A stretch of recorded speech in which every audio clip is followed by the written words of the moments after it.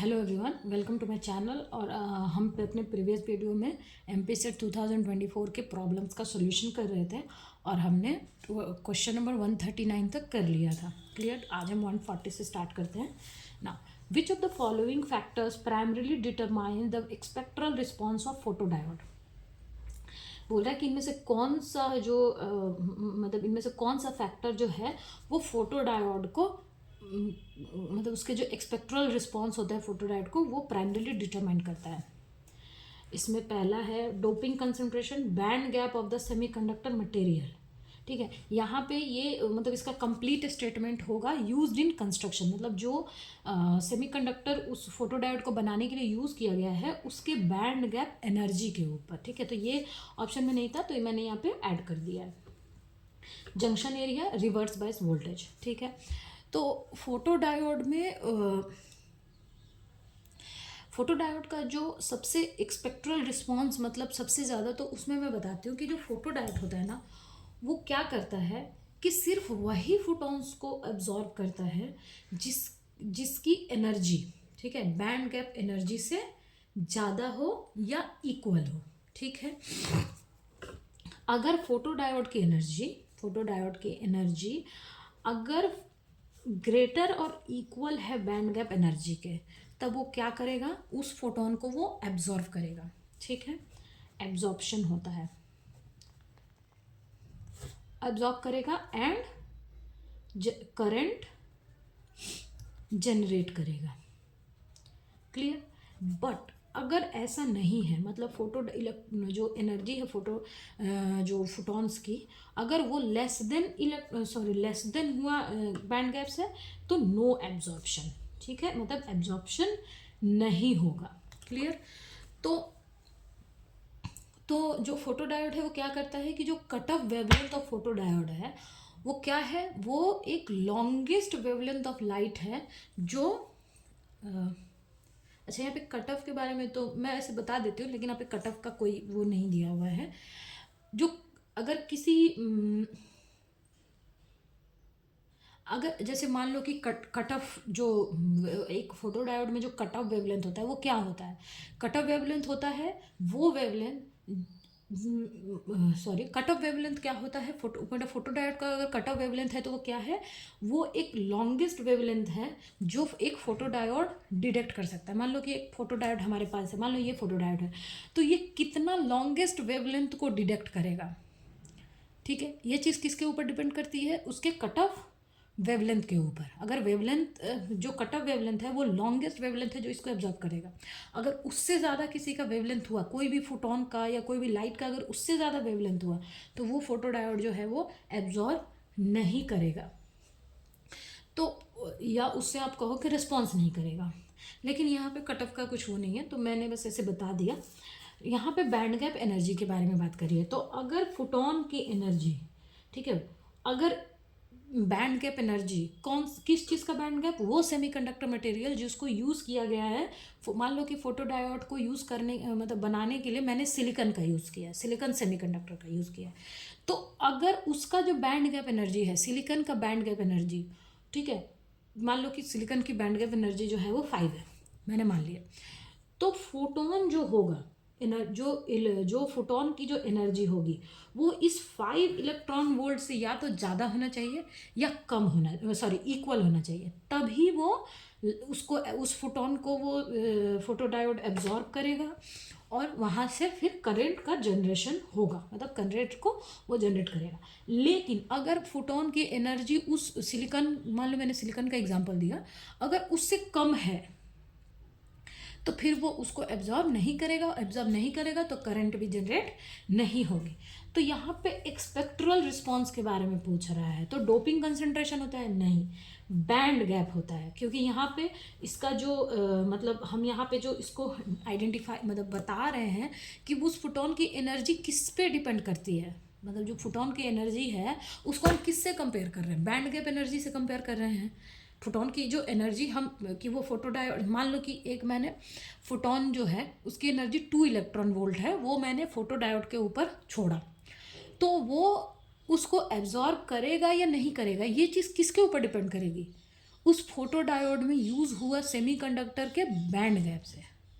जो मान लो मैंने एक फोटो डायोड बनाया है, उसमें मैंने कौन सा सेमीकंडक्टर यूज़ किया है और उस सेमीकंडक्टर की क्या बैंड गैप है, उस पे डिपेंड करेगा कि मैंने जो फोटोन उस पर छोड़ा है वो उसको एब्जॉर्ब करेगा या उसको मतलब ऐसे वो फॉरबिडन हो जाएगा, वो उसको एब्जॉर्ब नहीं करेगा।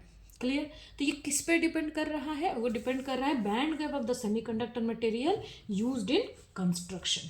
क्लियर? तो इसका आंसर होगा बी। क्लियर होगा आपको ये?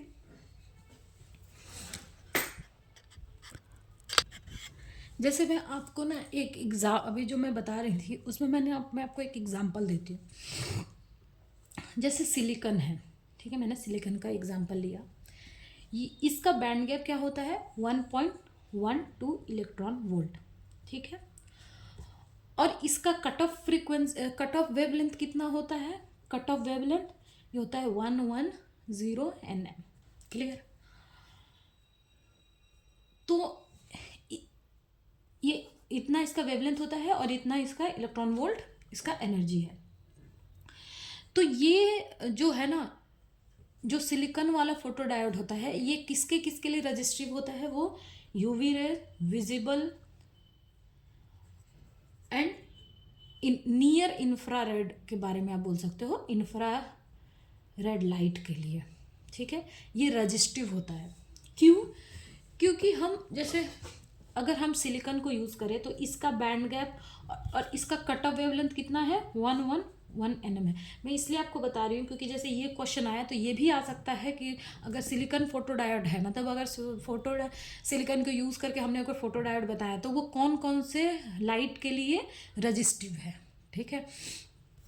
तो इसका कट ऑफ वेवलेंथ इतना है, तो अगर कोई भी लाइट है जिसका वेवलेंथ इससे ज़्यादा है तो वो क्या होगा? कौन कौन सी लाइट? यूवी है, विजिबल है, नियर इंफ्रारेड है। इसका वेवलेंथ अगर इससे ज़्यादा है, किसी भी लाइट का इससे ज़्यादा है, तो वो सिलिकॉन फोटो डायोड उसको रजिस्ट करेगा, उसको एब्जॉर्ब नहीं करेगा। क्लियर? अगर जैसे हमने सिलिकॉन का मतलब बैंड गैप लिया है, अब बैंड गैप हमारे पास मान लो कि सिलिकॉन का बैंड गैप एनर्जी दिया हुआ है, तो यहाँ से हम वेवलेंथ भी निकाल सकते हैं क्योंकि ई जी इक्वल्स टू क्या होता है? H C by lambda. तो यहाँ से हम लेमडा निकाल लेंगे। क्लियर? और यहाँ लेमडा की जो वैल्यू आएगी, अगर उस वैल्यू से किसी का वेवलेंथ ज़्यादा है तो वो फिर मान लो सिलिकॉन के लिए, सिलिकॉन जो फोटो डायोड है वो उसको रजिस्ट करेगा, ठीक है। ये मैंने इसलिए बता दिया क्योंकि जैसे इस टाइप का क्वेश्चन आया तो इसी पे बेस्ड करके ये यहाँ से ये भी पूछ सकता है कि सिलिकॉन का मान लो कि उन्होंने या जर्मेनियम का किसी भी सेमीकंडक्टर का आपको मान लो बैंड गैप एनर्जी दे दिया, अब बोलेंगे कि कौन कौन से वेवलेंथ के लिए ये रजिस्टिव होगा, ये जो फोटो डायोड है ये इसके लिए रजिस्टिव होगा। इसलिए मैंने ये बता दिया कि जो सिलिकॉन का मान लो बैंड गैप दिया है तो यहाँ से हम वेवलेंथ निकाल लेंगे और वहाँ पे कौन कौन सी लाइट का कितना कितना वेवलेंथ होता है, तो फिर उससे पता चल जाएगा कि ये इसके लिए रजिस्टिव होगा या नहीं। क्लियर? ओके, नाउ ये क्वेश्चन, ये दिखने में इतना बड़ा लग रहा है, ये है बहुत ईजी। एक 741C आईसी है, उसका operational amplifier is connected to non inverting amplifier. मतलब ये पहले ही बता दिया है कि जो एम्पलीफायर है वो नॉन इन्वर्टिंग है। उसका इतनी ये सारा ये वैल्यू दिया हुआ है, सप्लाई दिया हुआ है, आउटपुट वोल्टेज दिया हुआ है। Compute the close loop voltage gain, यहाँ पे हमें वोल्टेज गेन निकालना है, ठीक है। तो एम्पलीफायर के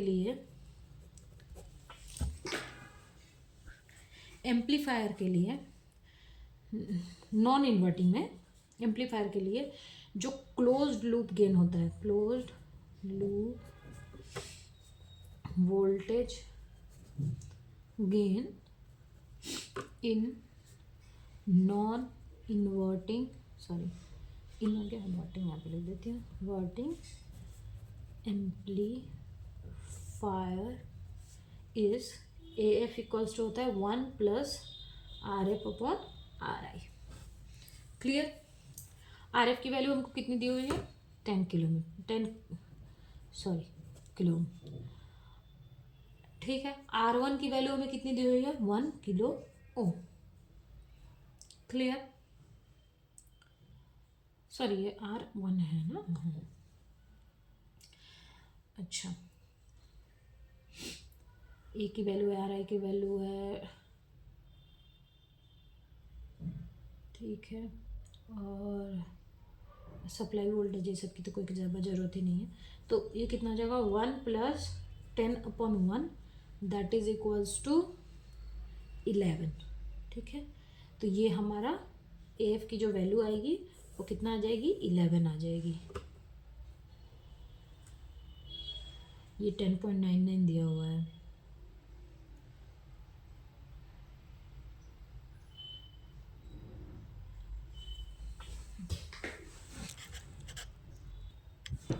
ओके, तो AF = 11 है, तो हमारा ऑप्शन सी करेक्ट है। 10.99, तो दैट इज अप्रॉक्सीमेटली 11।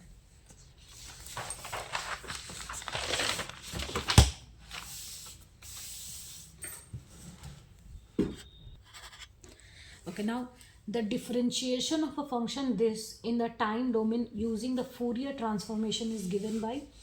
तो देखो, अगर इधर डिफरेंशिएशन है तो इधर साइड क्या होता है, मल्टीप्लाई होता है। अगर इधर इंटीग्रेशन है तो इधर डिवाइड होगा। ठीक है, तो इसमें से कौन सा मतलब करेक्ट है वो हमको बताना है। तो मैंने पहले ही बोला था कि अगर इधर डिफरेंशिएशन है तो इधर क्या मल्टीप्लाई होगा, तो ये ऑप्शन तो पहले ही इनकरेक्ट है। यहाँ पे माइनस है, यहाँ पे प्लस है, तो फॉर्मूला के अकॉर्डिंग हमारा क्या होता है, ये। ठीक है, अच्छा, the Fourier transformation of a signum function. ठीक है, ये दिया हुआ है कि द फूरियर, हमको फूरियर ट्रांसफॉर्मेशन निकालना है किसका, एक फंक्शन है सिग्नम फंक्शन, इसका। ठीक है,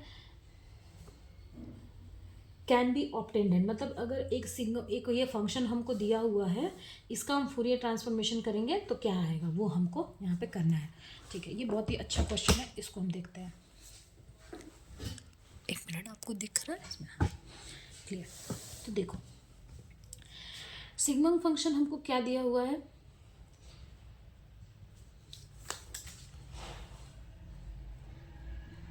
t is 2ut - 1। क्या दिया हुआ है,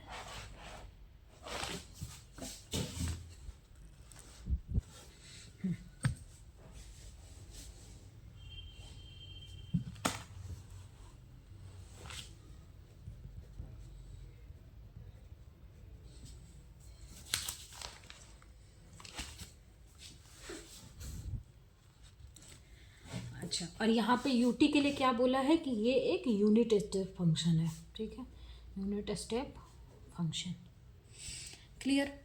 तो मैं बता देती हूँ सिग्मम फंक्शन में और यूनिट स्टेप फंक्शन में क्या थोड़ा डिफरेंस रहता है। तो देखो, सिग्मम फंक्शन जो है वो f(x) = होता है 1 when x is greater than 0 and -1 when x is less than 0 and 0 when x = 0। और यूनिट स्टेप फंक्शन क्या होता है,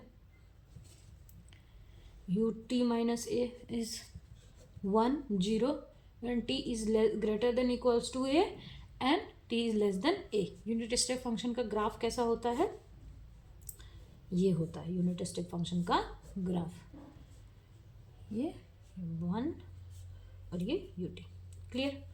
अब हमको बताना है सिग्मम फंक्शन के बारे में पूछ रहा है, तो हमारा यहाँ पे मान लो कि मैं इसको x ले लेती हूँ, जो ये साइन t है ना, इसको मैं ऐसे लिख देती हूँ कि x = ut - 1, क्लियर। अब हम क्या करेंगे कि दोनों साइड ना हम डिफरेंशिएशन करेंगे। ठीक है, डिफरेंशिएट बोथ साइड्स, तो ये क्या हो जाएगा, dt of xt is equals to dt of, किसके रिस्पेक्ट में कर रहा है, टाइम के रिस्पेक्ट में। ठीक है, क्योंकि यहाँ पे ये टाइम के रिस्पेक्ट में है ना, ut टाइम के रिस्पेक्ट में, इसलिए 2ut - 1। तो ये क्या आ जाएगा, ddt of x is equals to 2del t। ये मैंने क्यों लिखा है मैं बता देती हूँ। जब हम डिफरेंशिएशन करते हैं ना यूनिट स्टेप फंक्शन का, यूनिट स्टेप फंक्शन का ये जैसे ये होगा ना, यहाँ पे बता देती हूँ, देखो ये इसको हम करेंगे तो ये ऐसा हो जाएगा ना, dt ऑफ ut और ये माइनस, तो ये 0 हो जाएगा। तो यूनिट स्टेप फंक्शन का जो डिफरेंशिएशन होता है ना, वो होता है डायरेक्ट डेल्टा। ठीक है, ये this is equals to 2del t, हमेशा आप याद रखना कि यूनिट स्टेप फंक्शन का जो डिफरेंशिएशन होता है वो होता है डायरेक्ट डेल्टा, और डायरेक्ट डेल्टा का फूरियर ट्रांसफॉर्मेशन होता है 1।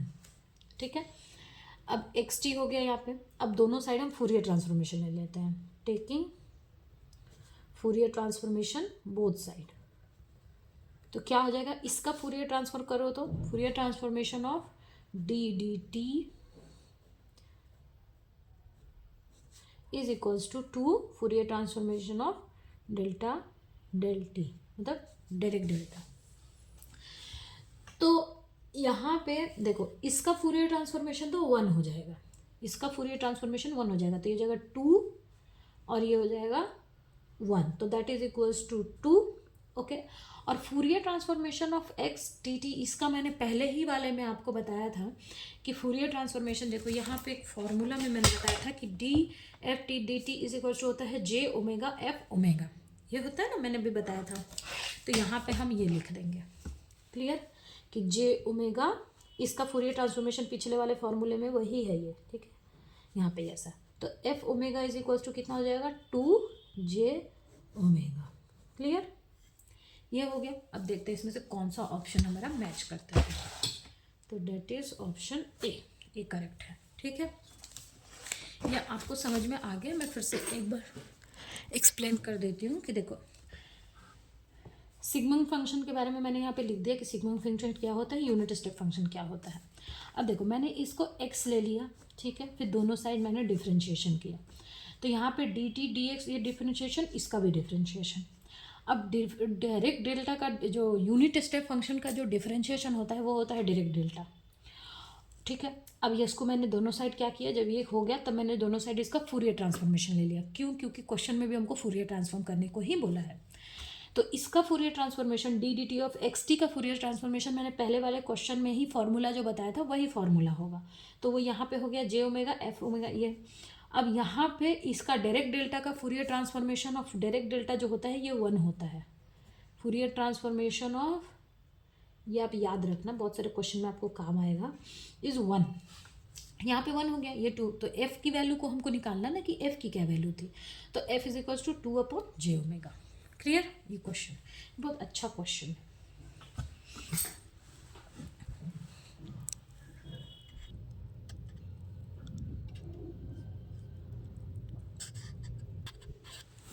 Okay, 0 to 150 volt voltmeter has guaranteed accuracy of 1%. For a full scale reading, the voltage measured by this instrument is this. Limiting error, हमको क्या निकालना है, लिमिटिंग एरर। तो limiting error का क्या फॉर्मूला होता है,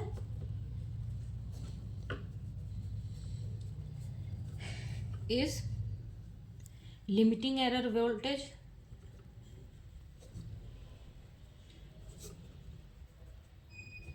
divided by measure voltage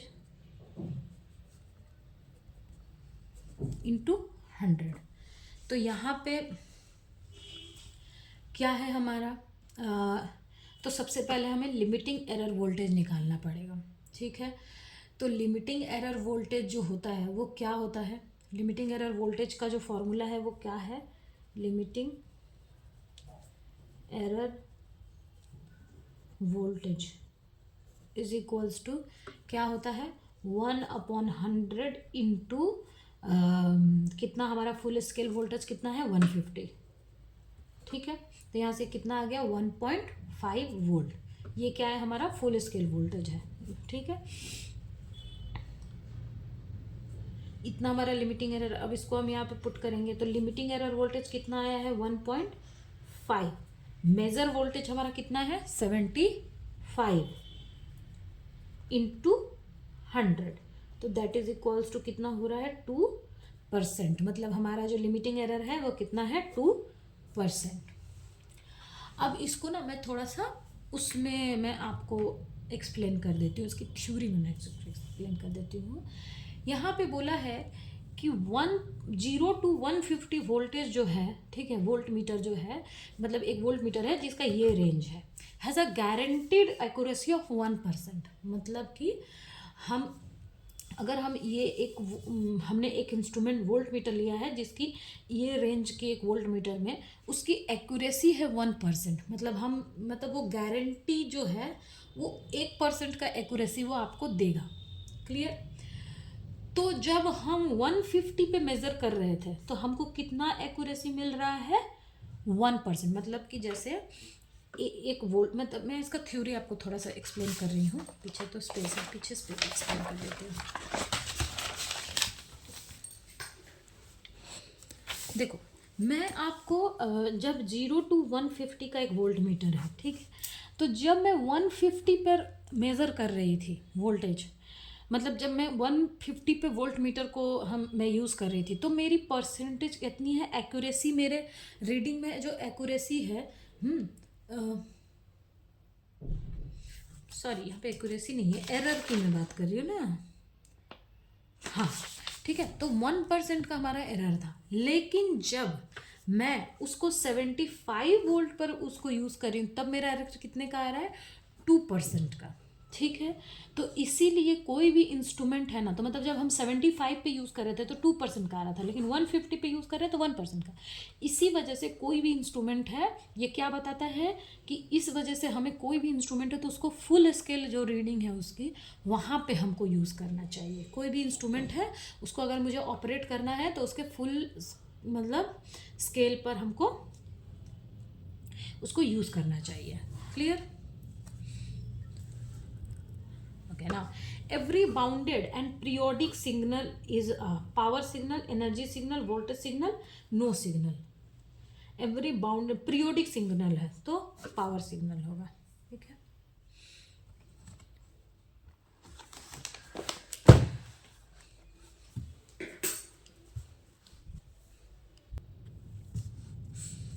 okay, now the percentage power saving when the high frequency carrier and one of side bands are suppressed in an amplitude modulated wave of 50%, depth of the modulation will be। Modulation depth हमको यहाँ पे निकालना है। मुझे नहीं समझ में आता कि ये लोग ऐसे क्वेश्चन एग्जाम में क्यों देते हैं, इतना लेंदी, और हमारे पास कैलकुलेटर भी नहीं है। ठीक है, तो मैं आपको बता देती हूँ, लेकिन ये अगर ऐसे क्वेश्चन एग्जाम में आते हैं तो आप उसको छोड़ ही देना, कि इतना टाइम तो रहता नहीं है हमारे पास।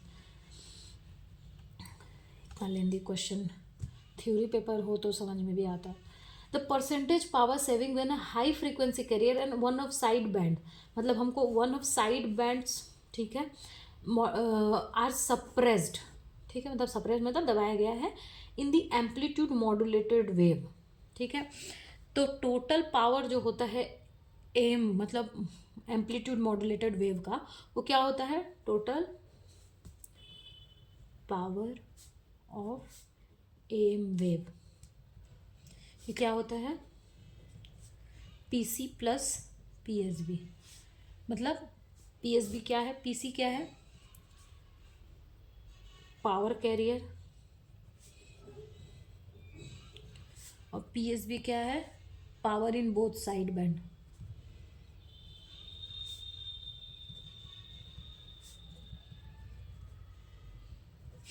ठीक है, पीएसबी का क्या फॉर्मूला होता है? पीएसबी का फॉर्मूला होता है पीसी म्यू स्क्वायर बाय 2। अब इसको हम इसमें पुट कर दे तो पीटी इक्वल्स टू कितना हो गया? PC plus PC mu square by 2। PC common ले लिया तो 1 प्लस म्यू स्क्वायर बाई 2। तो पीटी का फॉर्मूला हमको पता चल गया। ओके, अब देखो यहाँ पे कितने साइड बैंड की बात हो रही है? Carrier and one of the side band. तो यहाँ पे जो पावर होता है ना, वो लेफ्ट बैंड हो या राइट बैंड हो, दोनों में इक्वली मतलब वो डिस्ट्रीब्यूटेड रहता है पावर जो है, कि as we know power is equally distributed in left and right side bands. ठीक है, तो एक साइड का हमें पता है कितना है। जैसे देखो यहाँ पे जो ये साइड बैंड जो ये मैंने लिखा है ना, ये दोनों साइड का मिला के है। तो एक साइड का कितना होता है कि therefore power in one side band PS1 is PC mu square by 4। Clear? तो 2 का कितना हो जाएगा ये ना, ये हो गया। अब है कि when career of one side band is suppressed, मतलब सप्रेस्ड का मतलब क्या हुआ, दबा देना। अगर एक यहाँ पे क्वेश्चन में दिया हुआ है ना कि one of the side band are suppressed, अगर हम एक साइड बैंड को हम सप्रेस्ड कर देते हैं, when a carrier of one side band is suppressed, तो जो रिमेनिंग ट्रांसमिटेड पावर होता है वो क्या पावर होगा कि power of the single remaining side. मतलब मान लो कि जैसे अगर 2 साइड है, ये साइड है, ये साइड है, तो अगर मैंने इसको दबा दिया तो जितना जो ट्रांसमिशन का जो पावर होगा वो किसके साइड चला जाएगा, इसके साइड चला जाएगा। अगर मैं इसको दबा देती हूँ तो इसके साइड आ जाएगा। तो क्वेश्चन में दिया हुआ है कि जब हम एक साइड बैंड को क्या करें, सप्रेस कर रहे हैं, तो क्या होगा कि when a carrier of one side band is suppressed, the remaining transmitted power is equals to power of single remaining side. मतलब लेफ्ट का अगर मान लो मैंने दबा दिया तो राइट साइड का जो पावर है वही पावर होगा। ठीक है, यहाँ पे मैं लिख भी देती हूँ कि the remaining transmitted power is equals to power of the single remaining side।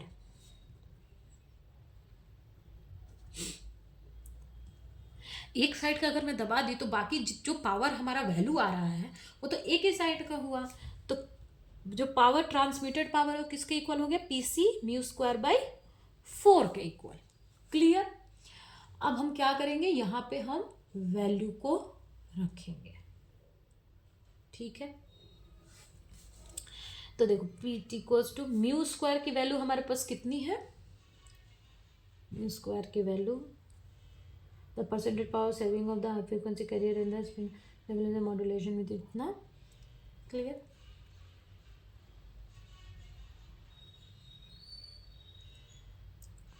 Okay, now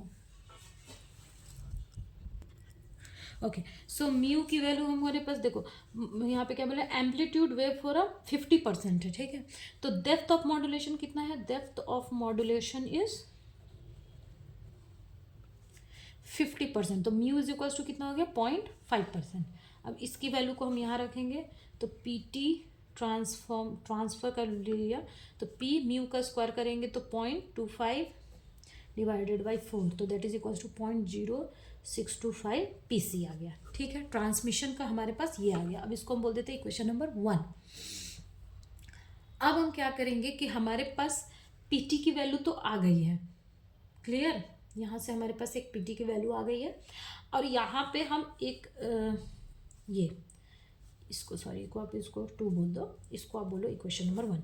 अब म्यू की वैल्यू यहाँ रखते हैं तो PT की वैल्यू, मतलब ये तो ट्रांसमिशन वाले PT की वैल्यू है, ये टोटल वाले जो पावर है उसकी वैल्यू कितनी आ रही है, तो ये यहाँ से देखो इक्वेशन में equals to P1 plus mu PC यहाँ पे होगा म्यू स्क्वायर बाई 2, तो यहाँ पे कितना हो जाएगा 1 प्लस PC होगा 1 प्लस म्यू की वैल्यू तो 0.25 डिवाइडेड बाई 2, तो यहाँ से इसकी वैल्यू हो जाएगी 1.125 PC। ठीक है, ये टोटल पावर वाली है, ये कौन सी है, ट्रांसमिशन वाली। ठीक है, तो टोटल पावर सेव्ड, हमको टोटल पावर जो सेव होगा वो कितना होगा, टोटल पावर सेव, मतलब देखो पहले हमने मतलब टोटल पावर हमने दिया वो कितना दिया, इतना यूज, ट्रांसमिशन में कितना यूज हुआ इतना, तो टोटल पावर सेव कितना हुआ, तो वो यहाँ पे हो जाएगा total power save is equals to PT minus PT, मतलब P टोटल माइनस P मतलब ट्रांसमिशन में जितना यूज हुआ, तो ये जगह 1.125 PC माइनस 0.0625 PC, तो यहाँ से कितनी वैल्यू आ जाएगी 1.0645 PC। अब यहाँ पे पूछ रहा है, क्या पूछा है, suppression amplitude wave of 50 depth of the modulation, हमको क्या है percentage power saving, power saving का परसेंटेज हमको निकालना है, तो क्या इधर स्पेस है,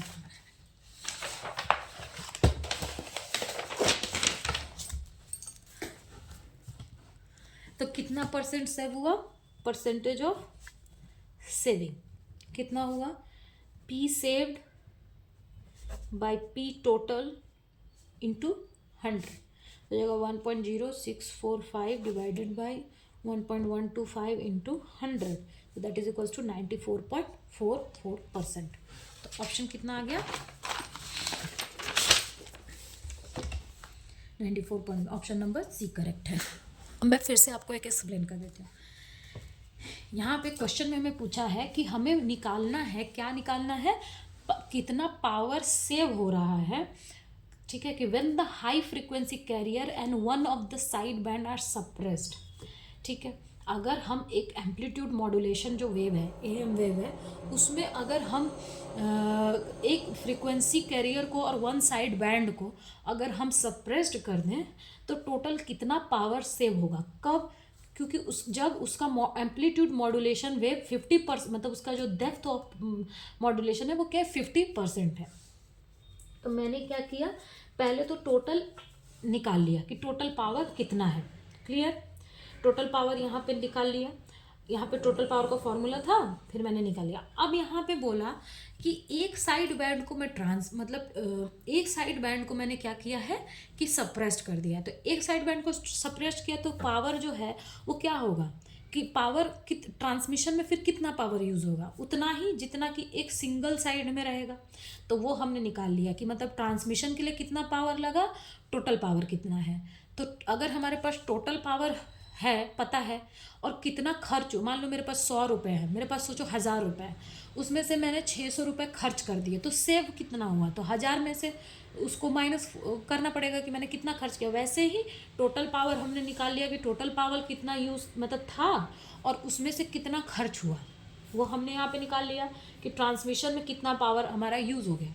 अब ट्रांसमिशन वाला हमें पता है, टोटल हमने निकाला है कितना वो भी हमें पता है, तो अब हम क्या करेंगे, सेव वाला निकाल लेंगे कि सेव कितना हुआ, परसेंटेज निकालना है, तो जितना सेव हुआ उसमें टोटल इंटू 100, तो यहाँ से हमें परसेंटेज मिल जाएगा। ये आपको क्लियर हो गया, इसी क्वेश्चन है पर थोड़ा सा लेंदी है, क्वेश्चन में ज़्यादा कुछ नहीं है, बस हमें टोटल पावर कैलकुलेट करना है, उसके बाद हमें कैलकुलेट करना है कि कितना ट्रांसमिशन में खर्च हुआ, फिर दोनों को माइनस करना है, माइनस करके उसका परसेंटेज निकाल देना है। क्वेश्चन बस इतना ही है।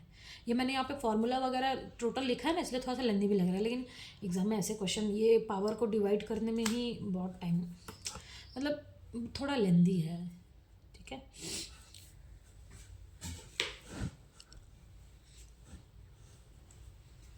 ओके,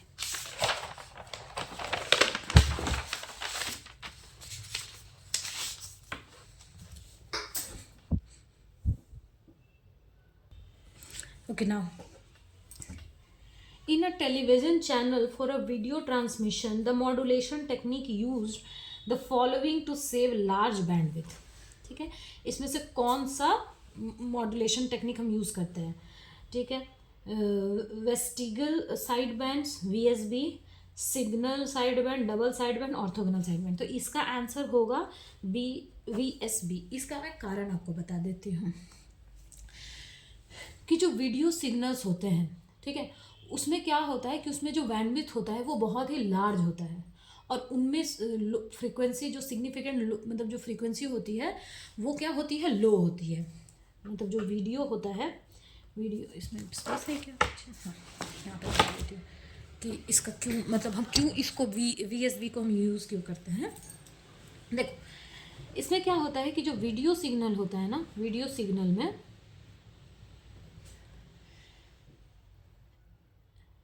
इसमें क्या होता है, exhibits large bandwidth and low frequency, clear, ठीक है, लो फ्रीक्वेंसी कंटेंट, क्लियर। जो वीएसबी होता है ये क्या करता है कि ये जो है ना वो एक ही साइड बैंड को फुली ट्रांसमिट करता है और अदर को पार्शियली, मतलब कि वीएसबी क्या करता है कि एक साइड बैंड को it transmit one side band fully and other partially, clear. ये चीज़ से क्या होता है कि बैंडविड्थ जो है ना वो रिड्यूस हो जाती है, and it reduces the bandwidth. ठीक है, तो वीडियो का जो बैंडविड्थ बड़ा था उसको इसने क्या किया, एक साइड बैंड को पूरा ट्रांसमिट किया, एक को पार्शली किया, तो इससे क्या हुआ कि जो बैंडविड्थ थी वो रिड्यूस हो गई। इसीलिए हम वीडियो सिग्नल के लिए वीएसबी यूज़ करते हैं, वी से वीडियो, वी से वीएसबी। तो ये आप याद रखना। Okay, now the force summing member in a photoelectric transducer modulate the incident light to measure light intensity, pressure, liquid flow, temperature। इसका आंसर होगा प्रेशर। ठीक है, वो फोर्स को यूज मतलब जो फोर्स समिंग मेंबर है photo electric modulator the incident light to measure, इसको प्रेशर को मेजर करने के लिए यूज़ करते हैं। इसका मैं कारण आपको बता देती हूँ कि पहले ये चीज़ होता क्या है, फोटो इलेक्ट्रिक ट्रांसड्यूसर होता क्या है। ये क्या होता है कि ये लाइट एनर्जी को ना it convert light energy into electrical signals. Example, current हो गया, वोल्टेज हो गया, रेजिस्टेंस हो गया, कंडक्शन हो गया। ठीक है, using photosensitive semiconductor material, by using photo sensitive semi conductor material. Clear, ये हमें पता चल गया कि फोटो इलेक्ट्रिक ट्रांसड्यूसर क्या होता है। ये लाइट एनर्जी को किस में कन्वर्ट करता है, इलेक्ट्रिकल सिग्नल में।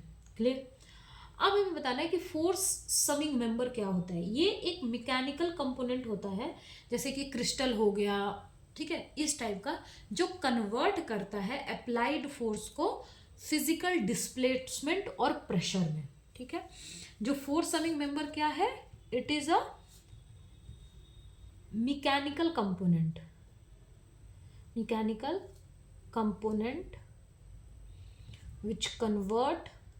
which convert force into displacement और प्रेशर। क्लियर, ये हुआ फिजिकल डिस्प्लेसमेंट, आप यहाँ पे बोल सकते हो, या फिर डिस्प्लेसमेंट। ठीक है, तो यही बोल रहा है कि the force summing member in a photodiode, जो फोटोडायोड में मान लो कि क्रिस्टल है, ठीक है, एक मैकेनिकल कंपोनेंट है। तो कंपोनेंट किस टाइप का कंपोनेंट, मान लो कि जैसे एग्जांपल के लिए आप इसमें बोल दो फॉर एग्जांपल क्रिस्टल। ठीक है, तो जैसे कि क्रिस्टल है, ठीक है, तो ये क्या करेगा, फोर्स समिंग मेंबर फोटोडायोड में क्या है, मान लो कि एक क्रिस्टल है, तो उसका क्या काम है कि हम जो फोर्स मतलब लगा रहे हैं या जो फोर्स लगेगा, उस जो अप्लाइड फोर्स है उसको वो क्या करेगा, या तो उसको प्रेशर में कन्वर्ट कर देगा या फिजिकल डिस्प्लेसमेंट में कन्वर्ट कर देगा। तो यही क्वेश्चन में पूछ रहा है कि the force summing member in photodiode modulate the incident light to measure. Incident light को किस मतलब मेजर करने के लिए हम क्या किस में मतलब फोर्स समिंग मेंबर को क्यों यूज करता है, तो उसका प्रेशर नापने के लिए। ठीक है, इसका आंसर होगा प्रेशर।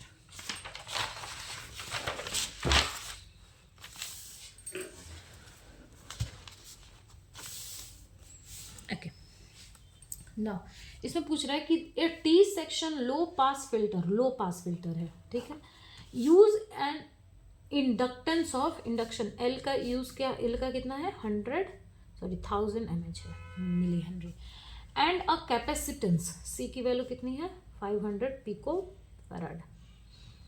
ठीक है, the characteristic impedance can be obtained as, हमको इम्पिडेंस निकालना है। क्लियर क्वेश्चन में। ठीक है, तो कैरेक्टरिस्टिक इम्पिडेंस का क्या फॉर्मूला होता है,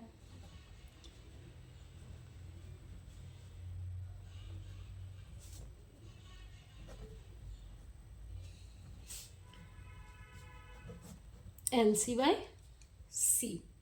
ठीक है, एल की वैल्यू हमारे पास कितनी है 1000 मिली हेनरी है, और सी की कितनी है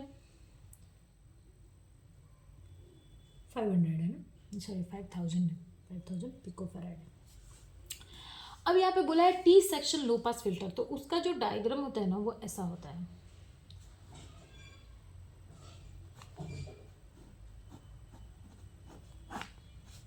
ठीक है, एल का जो, जैसे यहाँ पे जो इंडक्टेंस की जो वैल्यू दी हुई है ना, तो ये टोटल तो एल हो गया, जैसे मान लो कि टोटल का एल है, तो यहाँ पे ये L/2 होता है, ये होता है हमारा L/2।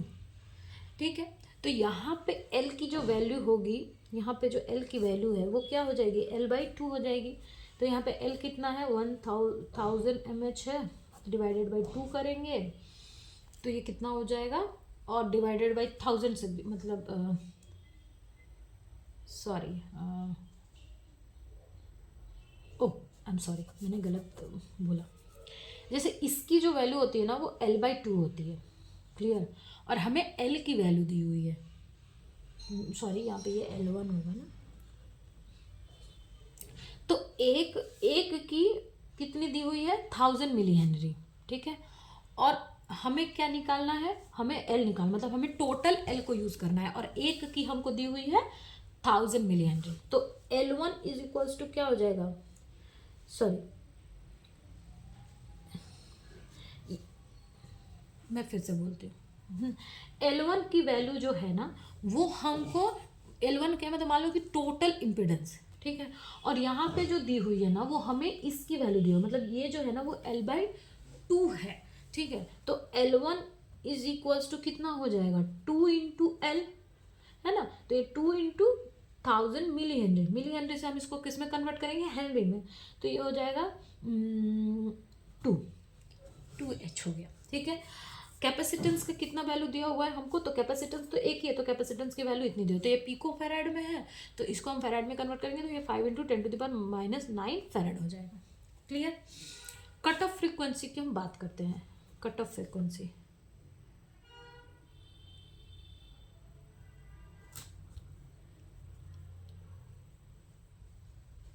एक second, okay sorry, cut off frequency नहीं, हमें यहाँ पे तो इम्पीडेंस निकालना है, तो इम्पीडेंस कितना हो गया, एल तो 2 डिवाइडेड बाई 5 इंटू 10⁻⁹। अब हम इसको कन्वर्ट करेंगे तो ऊपर ये हो जाएगा √10⁸, और ये हो जाएगा हमारा 0.4 होगा। ठीक है,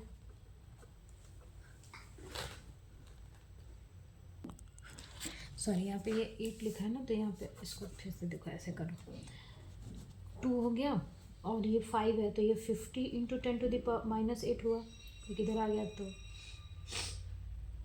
सॉरी 50 नहीं, 0.5 होगा ना, डिवाइड में है तो 0.5 इंटू 10⁻⁸, ये ऊपर गया तो ये हो जाएगा 2 इंटू 10⁸ डिवाइडेड बाई 0.5, तो ये √2 0.5 इंटू 10⁴, रूट से इसको मैंने निकाल दिया। अब इसको करो तो ये हो जाएगा 20 और ये 4, ठीक है, और 4 का 2, तो ये हो जाएगा 2 इंटू 10⁴, इसको हम बोल सकते हैं 20 इंटू 10⁻3। ये हम इसलिए कर रहे हैं क्योंकि यहाँ पे सारे ऑप्शन हमारे किलो ओम में दिए हुए हैं। ठीक है, तो 10⁻3, तो ये हो जाएगा 20 kilo ohm, 1 kilo ohm equals to 1 kilo ohm में कितना होता है, 10⁻3 ओम होता है। ठीक है, तो ये किलो ओम हो जाएगा। ठीक है, ये समझ में आ गया आपको। यहाँ पे एल की वैल्यू दी हुई थी, तो ये L/2 होता है। ठीक है, तो L/2 की वैल्यू अगर इतनी है, यहाँ पे हमें टोटल एल लिखना है, तो एल की वैल्यू कितनी हो जाएगी, 2 इंटू दिस, यहाँ पे फिर मैंने जस्ट उसकी वैल्यू पुट कर दी है। क्लियर, क्वेश्चन क्लियर हुआ आपको।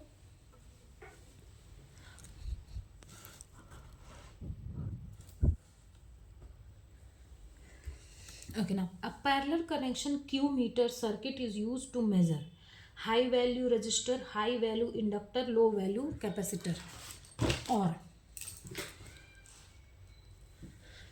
low value resistor, low value inductor, high value resistor, low value inductor, high। ठीक है, पहले तो हमें क्यू मीटर के बारे में पता होना चाहिए। तो क्यू मीटर क्या होता है, Q meter is a instrument, एक ऐसा इंस्ट्रूमेंट है जिसको हम यूज़ करते हैं क्या करने के लिए, equality factor of a coil and capacitor at a radio frequency. पहले क्यू वैल्यू के बारे में मैं आपको बता देती हूँ, ये क्या है।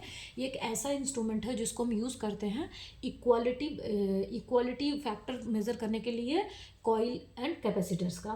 किस पे? At a radio frequency. ठीक है, तो यहाँ पे मैं इसके बारे में लिख देती हूँ कि it is a instrument, Q meter is an instrument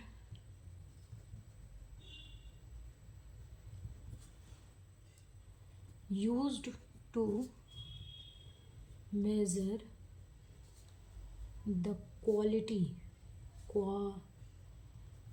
मैं क्वांटिटी बोल रही थी क्या? नहीं, क्वालिटी होता है। ठीक है, this instrument is use to measure the quality factor of coil and capacitor at radio frequency. Clear?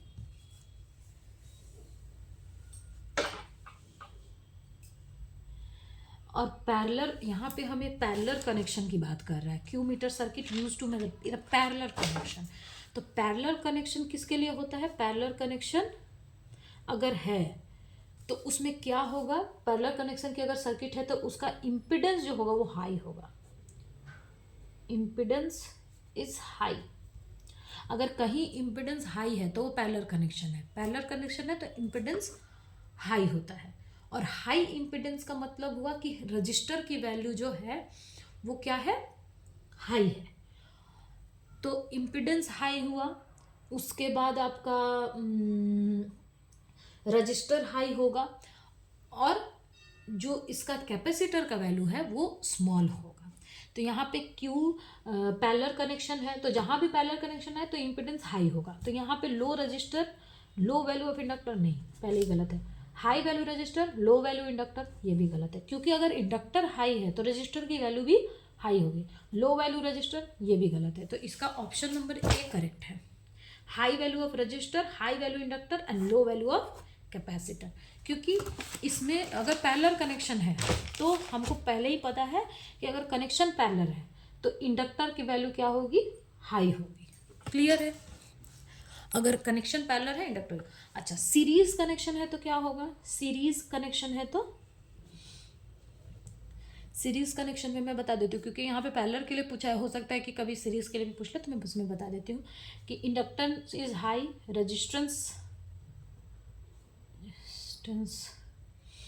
High, and इसको छोड़ो, लो कैपेसिटेंस। सीरीज कनेक्शन में क्या होता है? Low impedance,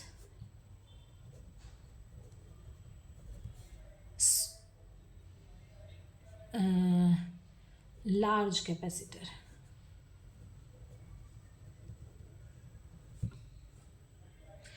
low impedance, large capacitors, and low value resistors coil. ठीक है, या फिर रजिस्टर आप बोल सकते हो। ठीक है, तो इसका जस्ट उल्टा भी, अगर इसमें हाई है तो इसमें लो होगा, इसमें लो है तो इसमें हाई होगा। क्लियर? तो इसका ऑप्शन नंबर ए करेक्ट है। क्लियर? अच्छा, आज हमारा एमपी से 2024 के सारे प्रॉब्लम्स जो हैं वो मैंने मतलब आज हमारा कंप्लीट होता है। ठीक है, अब मैं अपने नेक्स्ट वीडियो में 2024 के 23 या 22 में एग्ज़ाम हुआ था, उसके पेपर को मैं सॉल्व करूँगी। उसके भी मैं एक एक प्रॉब्लम को सॉल्व करूँगी। अगर उसके अलावा आप चाहते हैं कि मैं किसी टॉपिक पे वीडियो बनाऊँ या कोई टॉपिक जो आपको समझना है वो आप मुझे कमेंट में बता सकते हैं, वो मैं उसके लिए मैं आपका अलग से एक वीडियो बना दूँगी। और ये 2024 के मैंने एक एक क्वेश्चन को यहाँ पे किया है, अगर उसमें मैंने कोई भूल की है या कोई गलती की है तो वो भी आप मुझे कमेंट में बता सकते हैं। और आपको मेरा वीडियो कैसा लग रहा है, आपको समझ में आ रहा है या नहीं आ रहा है, या मुझे मेरे तरीके में कोई इम्प्रूव करना चाहिए, वो सारी चीज़ें भी आप मुझे कमेंट में बता सकते हैं। Okay, now thank you so much.